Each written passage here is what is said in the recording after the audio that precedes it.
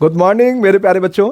अमृत Indian education के online platform पे आप सभी का हार्दिक स्वागत करता हूं। बच्चों, आज हम फिर एक नए क्वेश्चन के साथ हाजिर हुआ हूं। तो देखते हैं इस क्वेश्चन को और समझते इसे। क्या है क्वेश्चन में?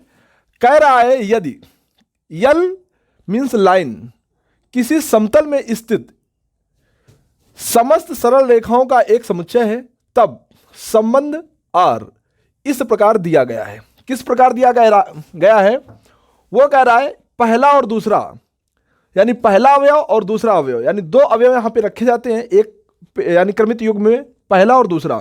तो पहला दूसरा किस प्रकार रखा जाएगा? कह रहा है L1 तथा L1 मीन्स पहला समांतर होगा, समांतर है दूसरे, यानी दूसरे अवयव के क्या है? समांतर। इस प्रकार आप यहां पे अवयव रखोगे, यानी यहां पर जो अवयव रखोगे एक दूसरे के क्या हो? समांतर होने चाहिए। तो चलते हैं, पहले हम समांतर के बारे में समझा दें। समांतर किसे कहते हैं बच्चे? ये समांतर क्या होता है, पहली बात तो ये आपको समझना चाहिए। तो समांतर उसे कहते हैं जब दो रेखाएं हों और इन दोनों रेखाओं को कितना हम आगे बढ़ा लें या इनको हम कितना भी पीछे ले जाएं, बढ़ाने के बाद वो अगर आपस में मिलती नहीं है तो बेटा वो हमारी रेखाएं समांतर रेखाएं मानी जाती हैं। ठीक है, तो अब आप समझ गए होंगे। एग्जाम्पल के माध्यम से अगर बताना चाहें कि जो हमारे पास घर में ईंटें होती हैं, ईंटों की जो धारें होती हैं, धार होती है, वो अगर उनको आप देखोगे तो वो क्या होती है? समांतर होती है। रेल की आप पटरी अगर देखोगे तो वो भी क्या होती है? समांतर होती है एक दूसरे के। ठीक है, तो इस प्रकार बेटा ये उदाहरण है कुछ उनके। ठीक है, इस प्रकार आप बहुत देख सकते हो। हमारा ये बोर्ड है, तो बोर्ड का जो ऊपरा हिस्सा और ये जो नीचे वाला हिस्सा है, नीचे वाला और ऊपर वाला हिस्सा क्या है? समांतर है। ये वाला एक दूसरे के समांतर है, समझ रहे हो? तो इनको हम समांतर रेखाएं बोलते हैं। अब इसके बाद अब इसमें आगे क्या कह रहा है? कह रहा है यदि यल किसी समतल में स्थित समस्त सरल रेखाओं का समुच्चय है। समुच्चय कौन है?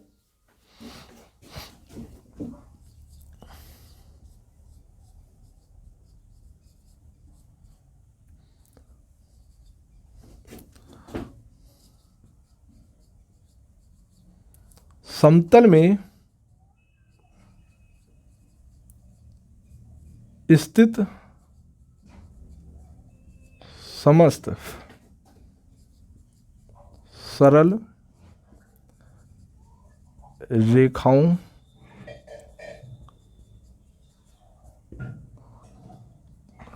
का संग्रह है। ठीक है, जो समुच्चय है वो क्या है? समुच्चय किस चीज का है? उसमें बहुत सारी, एक कोई समतल है, उसमें बहुत सारी रेखाएं ड्रॉ की गई हैं। उन रेखाओं में बहुत सारी, समतल में रेखाएं क्या है? रेखाएं, बहुत सारी रेखाएं इकट्ठी की गई हैं, यानी ड्रॉ की गई हैं। ठीक है, फिर इसके बाद उसमें कह रहा है संबंध आर क्या दिया गया है? यानी पहली लाइन और दूसरी लाइन किस प्रकार रखी जाएंगी? संबंध में रेखाएं तो बहुत सारी होंगी, पर संबंध में कौन सी रेखाएं रखी जाएंगी? संबंध में वो सब रेखाएं रखी जाएंगी कौन कौन? L1 समांतर है L2 के। इस प्रकार संबंध में वो रेखाएं रखी जाएंगी। समुच्चय में तो बहुत सारी रेखाएं, समतल में, यानी जो समुच्चय है, समतल में स्थित सभी रेखाएं, वो रेखाएं तो बहुत सारी हैं, पर उनमें से संबंध कौन सा रखा गया है? L1 और L2 किस प्रकार संबंधित हैं? संबंधित इस प्रकार है कि L1 समांतर है L2 के, इस प्रकार। ठीक है, तो चलते हैं, पहले हम बात करते हैं स्वतुल्य के लिए।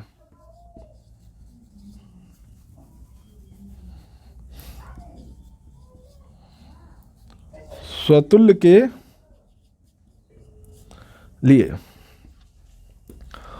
के लिए तो स्वतुल्य की आपको परिभाषा आनी चाहिए। क्या परिभाषा होती है स्वतुल्य की? स्वतुल्य की परिभाषा होती है कि सभी अवयव कहाँ? समुच्चय ए में। यानी कहने का अर्थ यह हुआ, स्वतुल्य परिभाषा होती है कि समुच्चय ए में जितने अवयव होते हैं वो सभी अवयव स्वयं का स्वयं से अगर संबंध पाया जाता है तो स्वतुल्य संबंध कहलाता है। यह कहानी हुई, इसका मीनिंग। अब इसको हम कहते हैं, अपने हिसाब से देखते हैं। आपको पता होना चाहिए हर रेखा, दुनिया में कोई भी रेखा हो बेटा, कोई भी रेखा हो, वो हर चीज, दुनिया की रेखा ही नहीं, हर चीज स्वयं के क्या होती है, समांतर होती है। स्वयं के क्या होती है, समांतर होती है। जैसा मेरे पास ये मार्कर है, तो ये जो मार्कर है ये स्वयं के क्या होगा, समांतर होगा। ये बोर्ड है, ये स्वयं के क्या होगा, समांतर होगा। दूसरे के समांतर हो अथवा ना हो, वह स्वयं के क्या होगा, समांतर होगा। बात ये समझ पा रहे हो? दुनिया में भी कितनी भी कोई भी चीज है, आपका ये हथेली है, ये हथेली है, ये हथेली भी स्वयं के क्या है, समांतर है। तो ये चीज आपको समझ में आ गई कि नहीं आ गई? तो कहने का मीन्स ये बेटा आप समझ में जब आ गया है, तो ये कहने मतलब जब ये हर चीज समांतर है, रेखाएं भी, जब प्रत्येक दुनिया में कोई भी रेखा हो स्वयं के क्या होती है, समांतर होती है। स्वयं के समांतर होती है, तो वही बात तो कह रहा है, स्वयं का स्वयं से संबंध है। यानी L1, यानी जो L1 रेखा, L1 के ही, L1 रेखा L1 के ही क्या समांतर होगी कि नहीं होगी? जब समांतर होगी तो हम कहेंगे इसलिए यह संबंध स्वतुल्य होगा। इसके बाद आती है बारी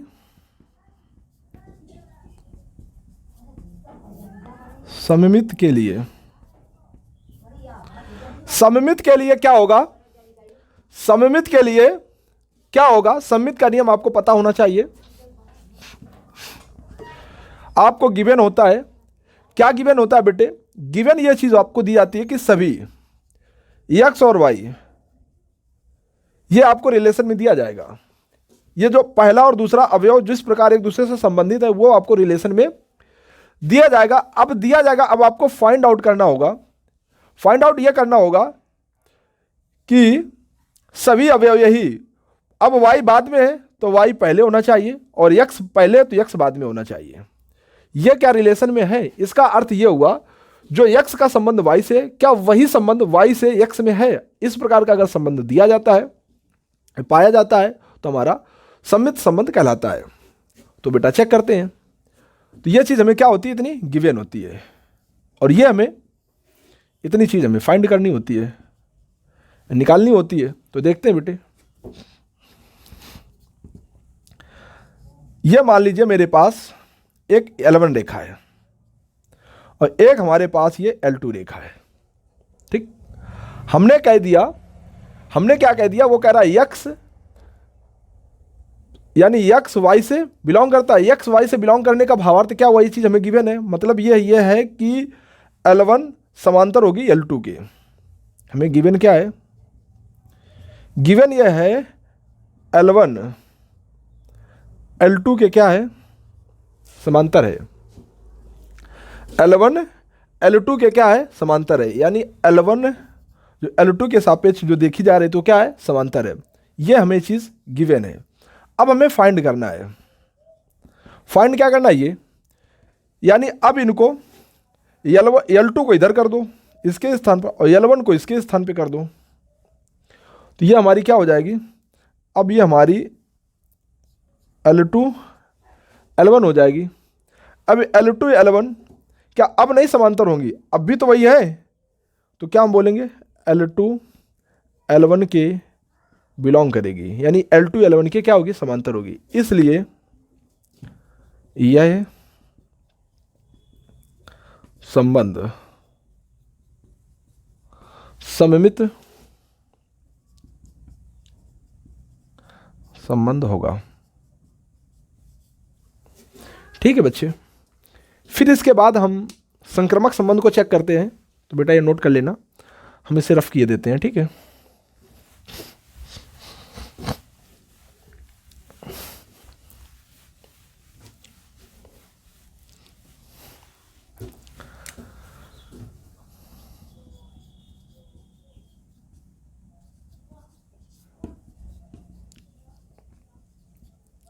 संक्रमक संबंध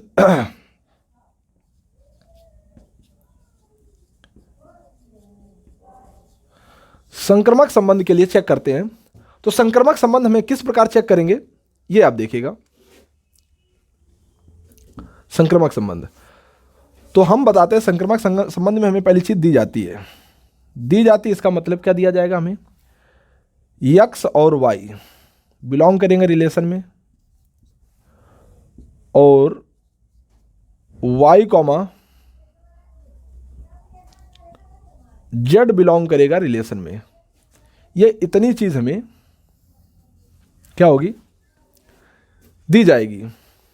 जब हमें इतनी चीज ये दी जाएगी, इसका अर्थ क्या, हमें क्या दिया जाएगा, दिया ये जाएगा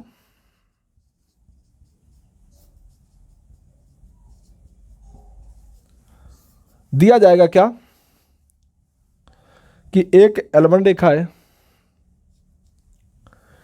एक L2 रेखा है, ये इसके यानी एक्स वाई बिलोंग कर रहा है, मतलब एक्स वाई के समांतर होगा, यानी L1 समांतर होगी L2 के, ये हमें दिया गया। और कहा जाएगा L2 y का z से, तो एक ये L2 यानी ये L2 यहाँ पे रख दी गई है, और L2 के समांतर L3 है, L2 के समांतर L3 है। जब अब हमें इतना बेटा ये चीज हमें दे दिया गया, क्या दे दिया गया, L1 L2 बिलोंग करेगा रिलेशन में, और L2 L3 में बिलोंग करेगा। इतनी चीज तो हमें दे दी गई। अब हमसे पूछा जाएगा कि क्या x z में बिलोंग करेगा। x मीन्स पहली रेखा, यानी ये पहली रेखा, और z मीन्स ये तीसरी रेखा। z मीन्स तीसरी रेखा, ये पहली रेखा तीसरी के क्या समांतर होगी, अरे ऑब्वियसली बेटा होगी, क्योंकि ये इसके समांतर है। तो अब जब ये वाली रेखा इसके समांतर, यानी ये वाली रेखा इसके समांतर है, वही रेखा इसके समांतर है, और ये रेखा इसके समांतर है, तो ये पहले से इसके समांतर है, तो ये इसके समांतर होगी कि नहीं होगी। तो देखो बेटा समांतर है कि नहीं, इनको कितना भी ऊपर बढ़ाया जाए, किसको, L2 L1 को और L3 को कितना भी ऊपर बढ़ाया जाए और या कितना भी नीचे बढ़ाया जाए, ये कभी आपस में मिलेंगी नहीं। तो कहने का अर्थ क्या हुआ कि L1 और L3 बिलोंग करेंगी रिलेशन में। तो ये बेटा जितनी होंगे, जो इस प्रकार के जितने केस हमें मिलेंगे उन सभी के लिए ये केस मतलब फॉलो करेगा, ठीक है। तो इस प्रकार में से क्या कह सकते हैं, ये सममित संबंध क्या है, तो स्वतुल्य भी है और बेटा सममित भी है, संक्रमक भी है। जब ये तीनों हो गए तो हम क्या कह सकते हैं, यह संबंध तुल्यता संबंध है, तुल्यता संबंध है, ठीक है। ये आपका ये क्वेश्चन हो चुका है बेटा पूरा। अब हम नेक्स्ट क्वेश्चन में आप लोगों को बेटा हम मिलते हैं, चलते हैं, बाय बाय।